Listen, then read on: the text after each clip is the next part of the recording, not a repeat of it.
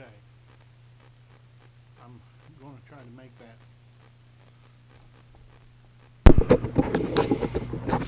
Okay, I had turned the microphone on.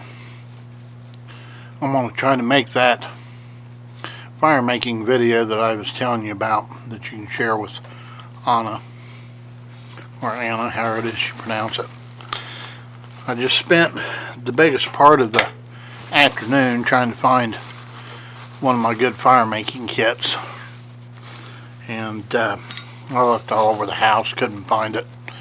Reason it's one of my better fire making kits is because it's got this stuff right here, which is basically like a coconut fiber or flax fiber. It's basically something really fibrous, dry. You can also use cotton balls that have been soaked in Vaseline, or get Vaseline, rub Vaseline over to now I'm digging through my haversack here. I actually had two fire kits in it. One of them is my original fire kit, which consists of basically a striker, piece of flint, and it's what they call char cloth. Char cloth, what it is basically pure cotton, like cotton t-shirt, old pair of underwear, or if you can find them, they make gun cleaning cloths. That is basically a little tiny 1 inch by 1 inch square of cotton that you can use to make your char cloth. The way that you make your char cloth is you basically have a can, little tiny tin, an old empty shoe polish can will work, and there is supposed to be two little tiny holes in your can. One of them, what I'm looking for right now, one of them will be in your lid, and then the other one will be in the bottom half of it. Now, I don't see the holes on this tin that I've got, which is what I'm looking for. There is a bigger tin that came with it. I figure maybe it might be in it, but I don't see it, which just got me to wondering. I thought there for a second, I thought I found it, but apparently not. Well, anyhow, what you do is you put your piece of cotton in your tin, line your holes up, stick it in the remnants of your campfire, or you rake some coals over it. You basically want the tin to get hot, kind of like an oven, and it will start to smoke, and it'll either be a yellowish smoke or a white smoke, and it will stink. So basically what it's doing is it's burning off the cotton, turning it into carbon. And basically, if I can see to get a piece of this out of here, because it's after 9 o'clock over here. Here's a piece of the carbon. I don't know how well you can see it. I've got this on night vision.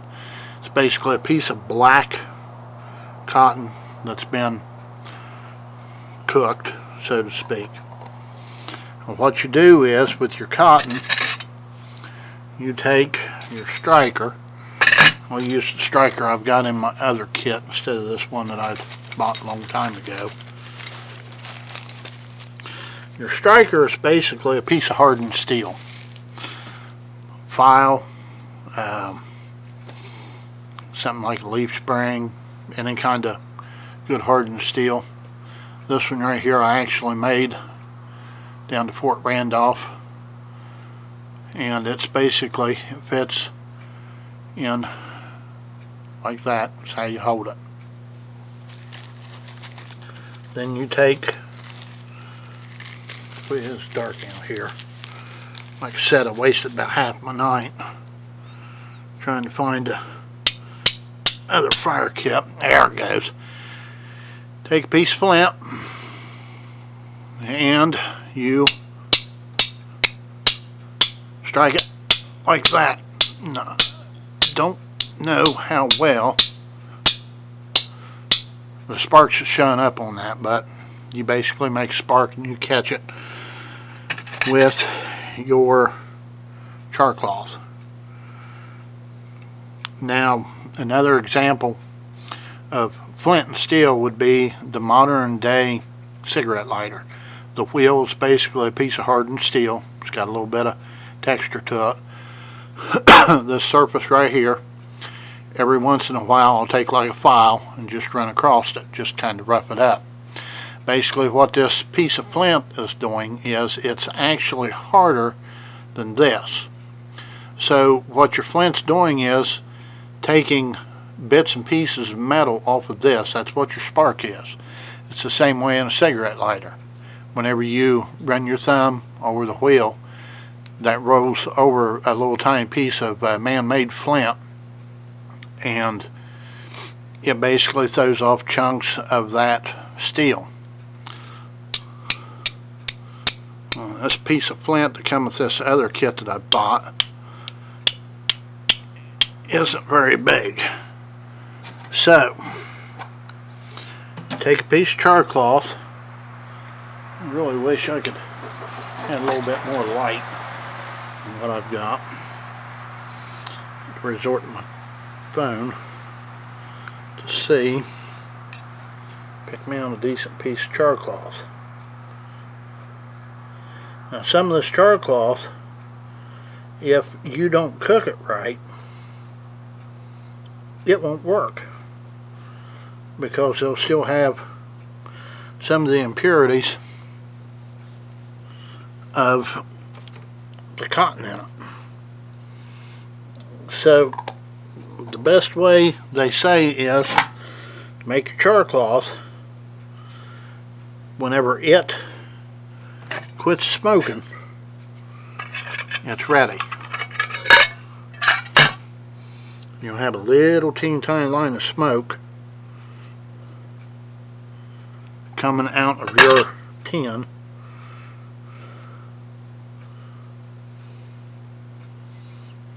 So, what I've done is, I took my piece of char cloth, it's my flint, here's my char cloth right here. Here's my flint. You want that char cloth right on the edge of that piece of flint. Just barely on the edge too. Then you take your striker and you run it across it, the edge of your flint.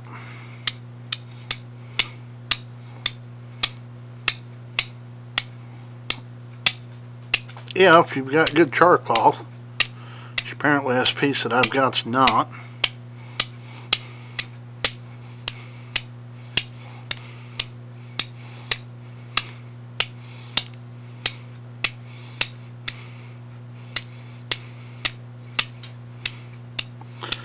it's supposed to catch one of those sparks.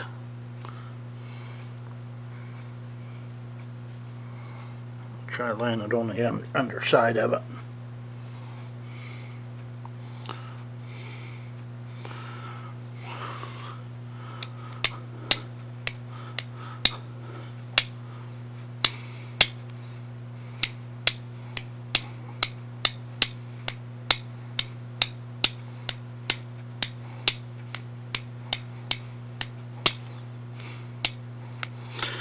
And can't get it to catch a spark.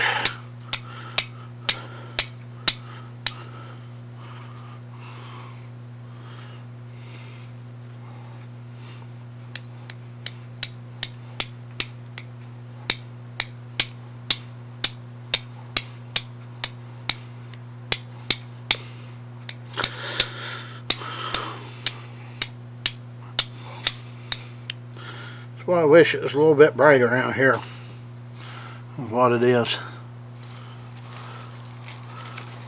Let's see if I can find a piece in this other kit. I actually had, at one point in time, a decent piece of flint. I got right here in Ohio.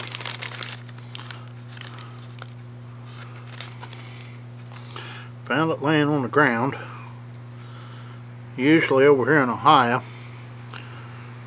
a lot of farmers, whenever they're plowing their cornfields, you can get permission from some of them. A lot of them's quit doing it. There we go. A little teeny tiny ember going.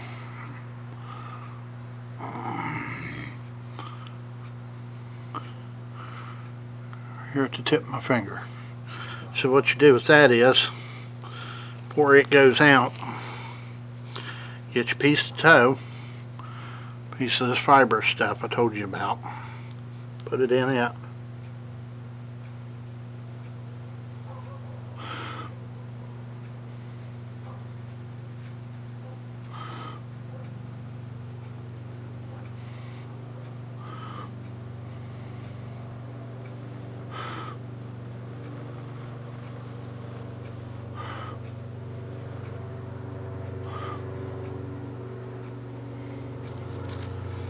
Usually will flare up better than that.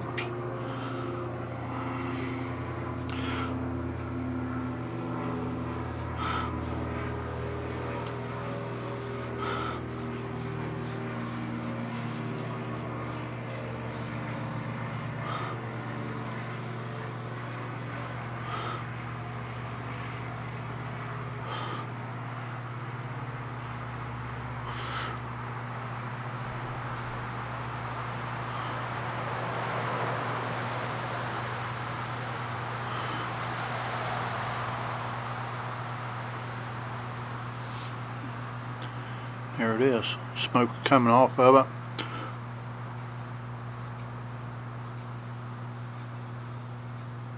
Then you could lay that in your fire and just keep blowing on it. It'll eventually take off.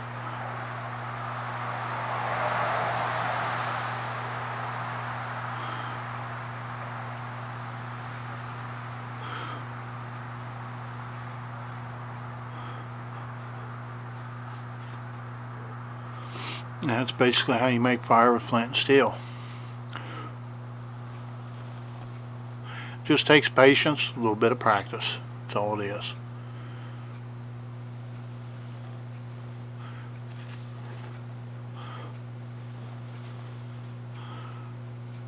But I can actually teach you how to do it a lot better.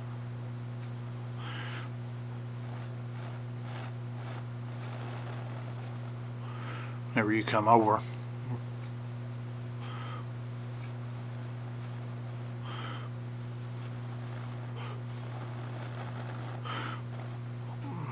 Okay, it's getting a little bit too warm for me to sit here and hold. So basically that's how you make fire with flint, steel, old tiny piece of what they call char cloth. Now in the dark, I gotta see how to put all this stuff back in the bag. It comes with a little tiny leather pouch.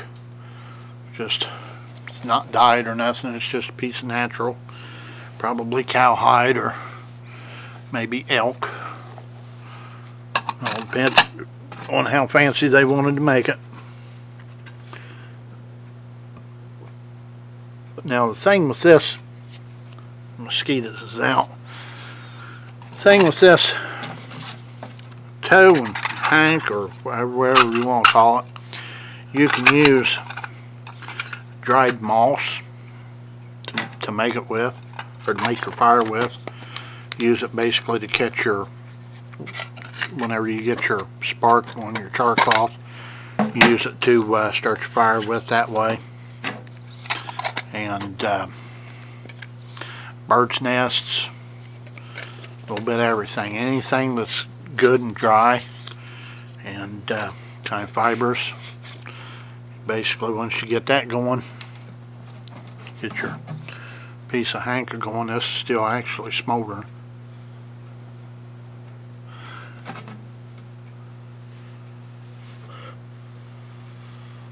Lay that underneath of your pile of sticks, your other flammables, and start your fire with it. If I wouldn't have had to spend the majority of the afternoon doing that, I wouldn't have to have this night thing on. It kind of sort of ruins the ambiance of everything. And I also have in my haversack a piece of magnesium with a striker on it. Basically how you use this is your magnesium side of it, you take your knife, shave you off about a quarter size piece. I don't know for sure what you would consider a quarter, maybe about well shoot, I'm trying to remember. I don't know, something maybe about the size of your thumb, I guess. You shave it off, pile it up on say like a piece of paper, or put it in your pile, whatever it is that you're trying to get lit, say like a bird's nest or piece of good dried moss, and turn it around on the other side and take your knife blade, run down it. It'll throw out a shower of sparks. Actually, if I can find a regular blade on this, that's not it. Got a knife that I got a long time ago. I went and spent a night